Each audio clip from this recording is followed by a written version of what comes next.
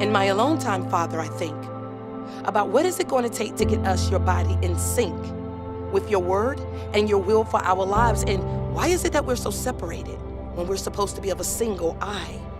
My heart and spirit is grieved because every day I'm finding out that we truly don't know what it means to be ye imitators of Christ. No, see, we got too many people in your church trying to figure out who's going to be standing on your left hand and who's going to be standing on your right.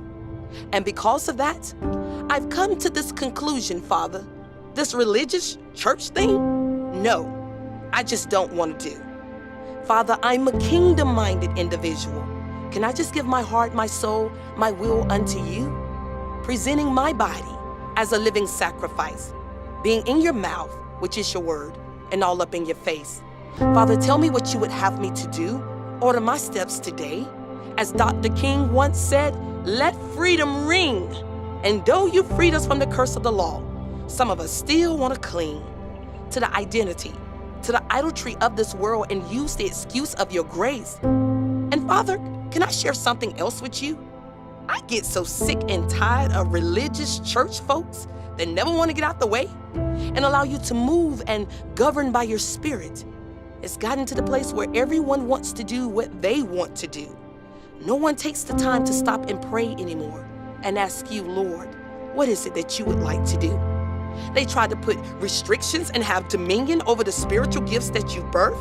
And I know they know it's of you because you add to it just like you did with the church in the book of Acts. So it can't be denied what they see. But Father, I'm beginning to learn something about religious church folks and religious church folks' personalities. You see, they have this attitude where I got to touch everything and put my 2 and 3 cents in it because it can't be of God without me.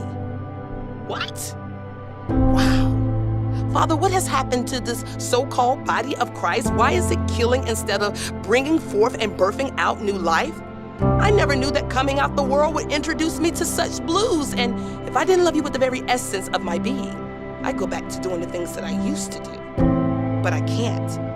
So I feel as though I'm your teenage daughter asking you to put me on punishment. Father, take away my phone and send me to my room just to sit and to think about just how we're going to get this thing right. And no, Father, I'm in no rush to come out because I just may pick a fight with apostles that build structure but never take the time to look back to see if it stayed. With pastors that have so much to talk about until it's time to stand up and actually have something to say. With prophets that are so passive that the body is stagnant, it can't begin to take off in its flight. With deacons and elders that won't take the time out to tell them all, this is not working, let's sit down, let's get this right. With sheep that don't want to go nowhere, but yet they don't want to stay. My God, please tell me, this is not what it means to be saved. And if I stepped on your toes, say ouch and call it a day. Or better yet, just choose not to be offended if you truly be saved, okay? But Father, I've never seen anything like this before. The King of Glory can't come in because the people are stuck in doing things one way and you, shifted again. I now know why Moses struck that stone. But God, I gotta be like Joshua. I gotta make it home into your promised land. I see the path to take. Is it wrong for me to leave them behind because I see so many of them would like to stay? And I keep hearing my mother Zion saying, baby, keep praying. God is going to do what he's going to do. But I read in your word where you said, it is finished. You were done. It is through. If you can lead a field of goats to the water brook, you can't make them drink. And I, being that deer that pants at the water brook, Lord, you know my soul thirsts for you. So I refuse to be like the children of Israel walking around the same mountain because pride and rebellion keeps them from listening to you. Do they not understand the value of your word's worth? Do they not understand the sacrifice of losing the first son to be birthed? I know they hear and see the doctrine, Father, but they can't believe that it's sound. For if they did, they would have been turned these things around. But instead, they go right back to the familiar, what they're used to, and I can't go another year without seeing the glory of you manifested in not only mine, but your people's lives. Father, this is your daughter calling to you. Father, hear my cries.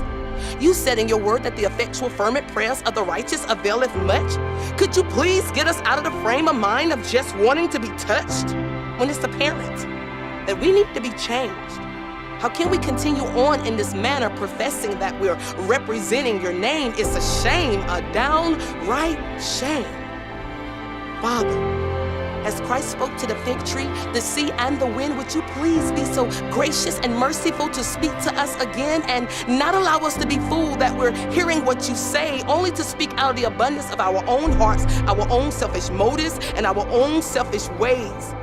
But make it plain, just as you led the children of Israel with a cloud in the sky, because see, your church was meant to be a place where life births out and not where life dies.